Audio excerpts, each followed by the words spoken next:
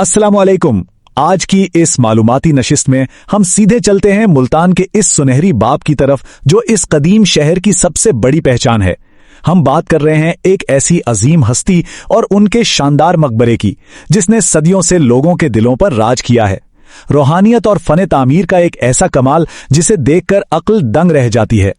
चलें इस बात को समझने के लिए जरा इस हकीकत पर गौर करें कि 13वीं सदी का ये शाहकार इस कदर सहरंगेज है कि मुगल बादशाह शाहजहां, जी हां वही शाहजहां जिसने ताजमहल बनवाया, उसने भी ये ख्वाहिश जाहिर कर दी थी कि काश ये मकबरा उसके अपने शाही खानदान को मिल जाए। ये कहानी है शाह रुकने आलम की, एक ऐसे सूफी बुजुर्ग जिन्हें लोगों ने इतनी मोहब्बत दी कि आज 700 साल बाद भी दुनिया के कोने कोने से लोग इनके मजार पर खिंचे चले आते हैं। अब जरा इसके जाहिरी हुज्म का अंदाजा लगाएं। 35 मीटर बुलंद, जरा तसव्वुर करें यह इमारत कितनी ऊंची है, और जिस तरह ये 3 मंजिलों में ऊपर की तरफ जाते हुए तंग होती जाती है ना, ये बिल्कुल ऐसा लगता है जैसे कोई रूहानी उरूज का सफर तय कर रहा हो। मीलों दूर से नजर आने वाली ये बुलंदी सिर्फ ईंटों और पत्थरों का कमाल नहीं है, बल्कि ये उस हस्ती के बुलंद रूहानी मकाम को भी जाहिर करती है।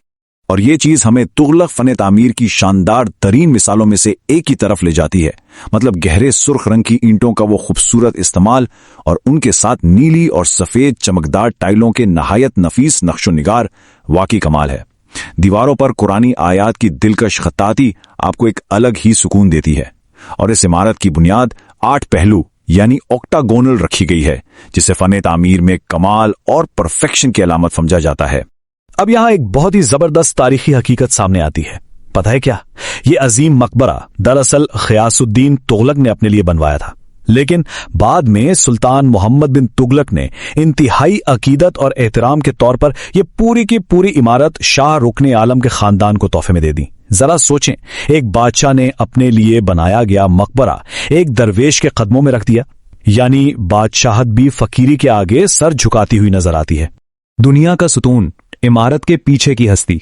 तो इनकी कहानी शुरू होती है 1251 ईस्वी में मुल्तान से। वो पैदा ही एक ऐसे खानदान में हुए जो सहरोवर्दी सिलसिले की रूहानी अजमत का गढ़ था। जाहिर है उनके दादा बहाउद्दीन ज़करिया अपने वक्त के लेजेंड थे, तो शाह रुकने आलम की परवरिश भी इल्म और रूहानियात के इसी शानदार माहौल में हुई। फिर 1320 से लेकर 1324 के दौरान इस मकबरे की तामीर हुई और बिलाखिर 1335 में उनका विसाल हुआ।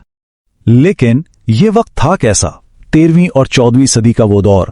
हर तरफ मंगोलों के हमले, जंगें, गरीबी और बेसुकूनी थी। लोग अंदर और बाहर से टूटे हुए थे। ऐसे सख्त और कठिन हालात में शाह रुकने आलम ने अपने दरवाजे सबके लिए खोल दिए। उन्होंने हर उस इंसान को पनाह दी, खाना खिलाया और मशवरा दिया जो ठुकराया हुआ या मायूस था। वो एक सच्ची पनाहगाह बन गए। और यही वजह है कि उन्हें रुकने आलम यानी दुनिया का सुतून कहा गया। और पता है सबसे खास बात क्या है? ये लक़ब किसी बादशाह के दरबार से नहीं आया था, बल्कि आम लोगों ने मोहब्बत से दिया था। वो सच में एक ऐसा मजबूत सुतून थे जिसका सहारा उस वक्त लिया गया जब लोगों को लग रहा था कि अब सब कुछ खत्म हो रहा है। उनके लिए हुक्मरान और सड़क का फकीर दोनों बिल्कुल बराबर थे। 700 साल, जी हां 7 सदियां गुजर चुकी हैं, लेकिन उनकी रूहानी मौजूदगी आज भी मुल्तान की सबसे बड़ी पहचान है। इसीलिए तो मुल्तान को मदीनतुल औलिया कहते हैं। इतनी सदियां गुजरने के बाद भी इस दरगाह से लोगों की अकीदत और मोहब्बत में रत्ती भर भी कमी नहीं आई। ये वाकई हैरान कुन है। अगर आप कभी उनके सालाना उर्स पर जाएं ना, तो आपको इस रूहानी अजमत का असल अंदाजा होगा। दुनिया भर से लाखों लोग वहां जमा होते हैं। फिजा में कव्वाली की वो गूंज और गुलाब की महक यकीन करें एक अजीब सा सहर तारी कर देती है। लोग मजार के गिर्द जमा होते हैं और वो सुकून महसूस करते हैं जिसे लफ्जों में बयान करना बहुत मुश्किल है। उनकी तालीमात कितनी सादा लेकिन कितनी गहरी थीं। फरमाते थे लोगों की खिदमत करो, किसी को परखो मत, खुदा मोहब्बत में मिलता है, उसे जरा महसूस करें। आज के दौर में भी मोहब्बत और खिदमत का ये पैगाम हमारे दिलों पर बिल्कुल वैसे ही असर करता है जैसे उस वक्त करता था। तो यहां समझने की असल बात यह है कि दुनिया में अजमत का अंदाजा अमूमन ताकत, फौज और दौलत से लगाया जाता है, लेकिन शाह रुकने आलम की कहानी हमें एक बिल्कुल ही मुख्तलिफ किस्म की अजमत सिखाती है। वो अजमत जो इंसानियत और हमदर्दी से जुड़ी है, जो इतनी मजबूत है कि वक्त के सबसे जाबिर बादशाहों को भी सर झुकाने और अपना मकबरा तोहफे में देने पर मजबूर कर देती है। कुछ सुतून तो ईंटों और पत्थरों के बने होते हैं, लेकिन कुछ सुतून रूहानियत के होते हैं जो हमेशा के लिए अमर हो जाते हैं। तो खैर, इस मालूमाती नशिस्त को यहीं खत्म करते हैं, लेकिन जाते जाते मेरे जहन में एक सवाल आ रहा है और वो मैं आप पर छोड़ता हूं।